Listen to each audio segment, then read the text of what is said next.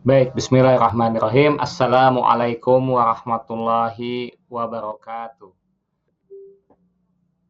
Pertama-tama marilah kita panjatkan puji dan syukur kita kepada Allah Subhanahu wa taala karena berkat rahmat hidayah serta taufiknya kita bisa melakukan pembahasan terkait mata kuliah produk dan inovasi perbankan syariah dan sudah menginjak ke pertemuan kedua ya.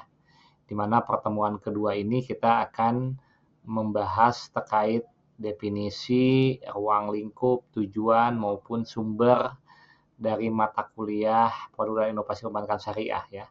Sebelumnya di pertemuan pertama kita lebih banyak membahas capaian pembelajaran juga terkait dengan masalah rencana pembelajaran semester, sumber referensi yang dipakai, dan harapan output mahasiswa ke depannya seperti apa gitu ya. Nah, di pertemuan kedua ini ada beberapa hal yang akan kita bahas. Kalau di awal perkuliahan, saya biasa menamakan yang namanya itu istilahnya itu TOA-E gitu ya. TOA-E itu apa gitu. Nanti kita akan lihat ya istilah TOA-E itu apa gitu ya. Nah, ini ada tabel of content-nya. Kita yang pertama terkait dengan masalah pendahuluan gitu ya. Bagaimana kita lihat sejarah perbankan syariah di Indonesia dan perkembangannya sampai saat ini. Mulai dari pembentukan bank muamalat sampai dengan dilakukannya merger beberapa bank syariah menjadi bank syariah yang kuat secara aset maupun secara laba ya. Kemudian yang keduanya kita berbicara masalah definisi produk dan inovasi perbankan syariah. Nanti kita lihat. Nah, ini namanya TOA-E itu, T-nya itu adalah terminologi. Nanti kita akan lihat definisi produk dan inovasi perbankan syariah dari sisi terminologi. Terminologi itu apa? Terminologi itu adalah istilah yang digunakan dalam sebuah keilmuan ya. Kemudian yang keduanya adalah ruang lingkup atau objek mata kuliah. Nah, yang kedua itu namanya ontologi. Makanya TOA tadi itu terminologi, yang kedua tuh O itu ontologi ya, itu objeknya yang dibahas itu apa. Kemudian tujuan mata kuliah atau istilahnya aksiologi, TOA aksiologi, yaitu tujuan mata kuliahnya. Dan E yang terakhir adalah sumber kajian atau epistemologi gitu. Jadi kita berbicara masalah produk dan inovasi perbankan syariah dilihat dari beberapa aspek dan ini penting sebelum kita membahas lebih dalam unsur-unsur atau pokok-pokok bahasan yang ada di dalam mata kuliah ini gitu ya. Nah, kemudian kita masuk ke sejarah dan perkembangan perbankan syariah di Indonesia. Di sini kita bisa melihat ya, ada 4 tahapan. Pertama, tahap ke-1 adalah pembentukan bank syariah pertama di Indonesia, yaitu namanya Bank Muamalat. Tepatnya itu di tanggal 1 November tahun 1992, ya, di mana ini asal mulanya tonggaknya bank syariah, yang mana MUI, kemudian pengusaha-pengusaha, dan didukung pemerintah membuat sebuah bank syariah pertama yang dinamakan dengan Bank Muamalat ya. Nah, tahap keduanya adalah adanya pembentukan unit usaha syariah di bank konven. Misalnya Bank Mandiri membuatkan unit usaha syariah, Bank BNI membuat unit usaha syariah, BRI Syariah membuatkan unit usaha syariah, Bank CIMB Niaga membuatkan unit usaha syariah, Bank BCA membuatkan unit usaha syariah. Nah, itu tahap kedua gitu ya. Jadi pertamanya hanya satu bank syariah, kemudian yang keduanya bank-bank konven membuatkan unit-unit usaha syariah. Jadi unit usaha syariah itu bagaikan sebuah divisi dalam satu bank konven itu ya. Tahap ketiga ya barangkali dengan beberapa pertimbangan ya, mungkin pertimbangan dari sisi bisnis, pertimbangan dari sisi pasar ya, gitu. Bisnis maksudnya itu dari sisi profit ya. Yang kedua pasar artinya demand-nya bagus gitu ya. Atau bisa jadi dari sisi idealis, spiritual barangkali ingin menghadirkan bank syariah gitu. Itu ada beberapa motivasi yang hanya diketahui oleh para pemegang sahamnya dalam konteks hal ini adalah para induk perusahaannya seperti apa gitu ya. Nah, kemudian tahap yang ketiganya adalah pembentukan bank syariah atau bank umum syariah, BUS. Kalau tadi itu syariah, yang berikutnya adalah bank umum syariah gitu ya. Mulai di spin off tuh, mulai dipecah gitu. Kayak Bank Syariah Mandiri dipecah di tahun 1999 ya. Kemudian BRI Syariah tahun 2009 dipecah gitu kan dengan akuisisi Bank Jasa Arta. Kemudian 2010 BNI Syariah melakukan spin off dan diikuti oleh bank-bank syariah konven yang lainnya. Jadi sudah ketika dikonversi dari unit usaha syariah ke bank umum syariah, artinya sudah bukan bagian dari divisi tapi dia mempunyai kendali penuh. Dia mempunyai direksi tersendiri, ya, dia mempunyai organ sendiri, ya, tanpa dia bagian dari bank konvennya, ya. Adapun bank konvennya, yaitu dia sebagai pemegang sahamnya. Nah, tahap yang terakhir, ya kondisi tahun 2005 ini, maka pemerintah memandang atau menganggap bahwa diperlukan ada kekuatan bank syariah yang dimiliki oleh BUMN dalam hal ini gitu ya, atau dikuasai oleh pemerintah. Maka dibentuklah di tahun 2022 bank syariah yang merupakan gabungan atau merger dari 3 bank syariah yang besar pada saat itu ya, yaitu Bank BSM yang pada saat itu sebelum spin off dia paling besar, kemudian ada BRI Syariah, ada BNI Syariah. Maka lakukanlah merger sehingga menjadi satu bank syariah dengan total aset yang besar dan diharapkan dia bisa inklusif, dia bisa berkompetisi gitu kan. Bukan hanya kompetisi di bank syariahnya, tapi dia juga bisa berkompetisi dengan bank konvensional gitu ya. Nah, setelah di tahun 2022 baru saja September 2025 ini, bahkan izin operasionalnya direncanakan di Desember 2025 ini, artinya belum berjalan gitu ya, maka dilakukan merger serupa antara BTN Syariah dengan mengakuisisi Bank Victory Syariah gitu ya, dengan total aset pasca merger itu sekitar 60 triliun. Dan ini digadang-gadang menjadi bank syariah kedua dengan aset yang besar setelah Bank BSI gitu ya. Namanya itu adalah Bank Syariah Nasional atau BSN gitu ya. Yang satu Bank Syariah Indonesia, yang satu lagi Bank Syariah Nasional. Ya, itu adalah sejarah dan perkembangan bank syariah sampai saat ini ya. Berikutnya adalah kita akan membahas ya, seperti yang tadi saya sampaikan, definisi atau terminologi produk dari inovasi perbankan syariah. Produk itu sendiri ya, kalau dilihat dari akar kata ya, atau etimologi, cuman nggak saya sebutin ya, karena itu biasanya langsung ke terminologi yang penting. Tapi nggak apa-apa, ini etimologi bahwa produk itu adalah sesuatu yang dihasilkan dari sebuah proses produksi, kan itu produk ya. Sedangkan inovasi sendiri itu adalah proses pembaruan, penciptaan gitu ya. Kemudian yang ketiganya adalah perbankan syariah. Apa itu perbankan?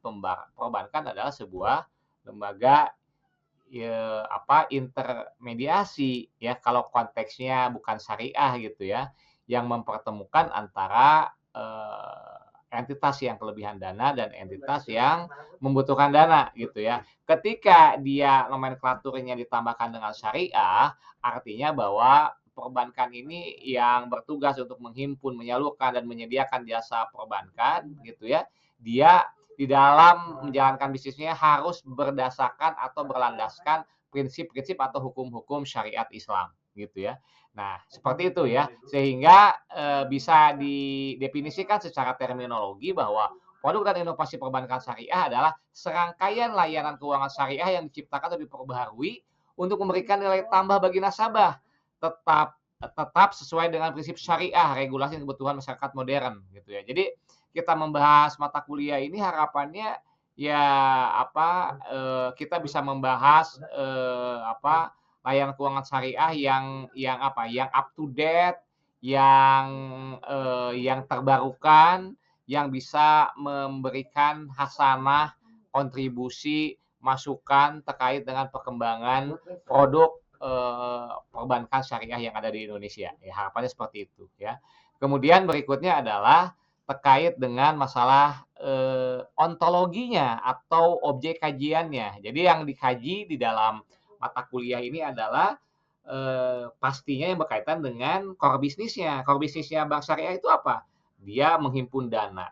Ya, menghimpun dana, maka kalau ngomongin masalah dana berarti berbicara masalah produk simpanan. Simpanan itu ada tabungan, ada giro, ada deposito. Ya, karena kita nomenklaturnya syariah, maka maka tinggal ditambah saja tabungan syariah, deposito syariah, giro syariah. Apa yang membedakan dengan konven? Pastinya ada terkait dengan masalah akadnya. Misalnya tabungan tabungan wadiah berarti dia akadnya titip. Ya namanya wadiah. Ada tabungan mudharabah berarti dia bagi hasil. Kemudian ada deposito mudharabah berarti dia bagi hasil. Kemudian ada giro syariah. Giro syariah ada dua juga, ada wadiah juga, ada mudharabah juga. Ya, kemudian penyaluran dana atau financing pembiayaan dalam konteks ini bahwa bank posisinya sebagai investor gitu ya atau sebagai sahibul mal. Kalau tadi sebagai mudarib, kalau sekarang bank syariah adalah sebagai investor atau sebagai sahibul mal gitu ya.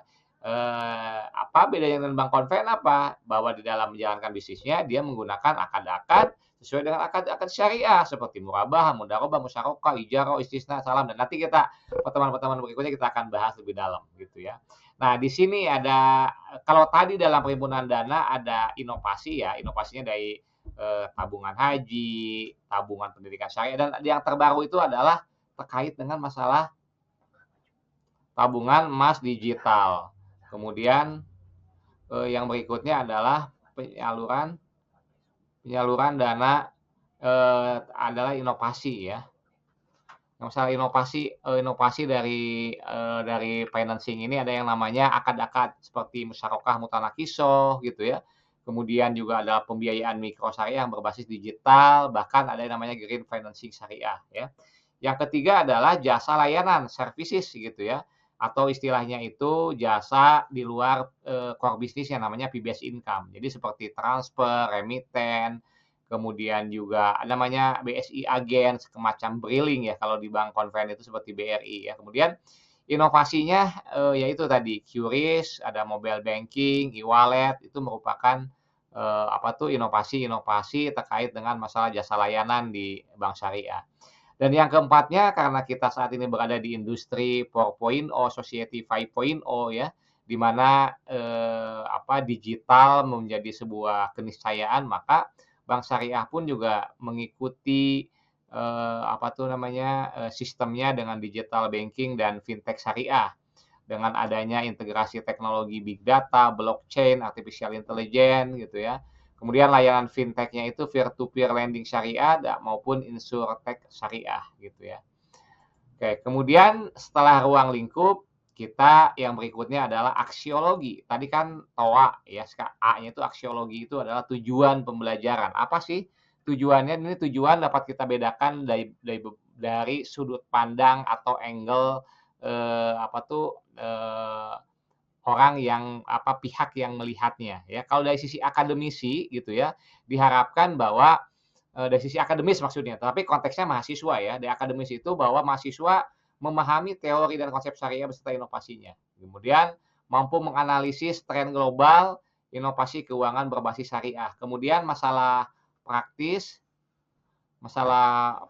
membekali mahasiswa dengan kemampuan merancang dan mengembangkan produk syariah baru gitu ya. Kemudian praktis yang kedua memberikan wawasan bagaimana bank syariah berkompetisi dengan bank konven dan fintech gitu ya, bagaimana bisa berkompetisi gitu ya.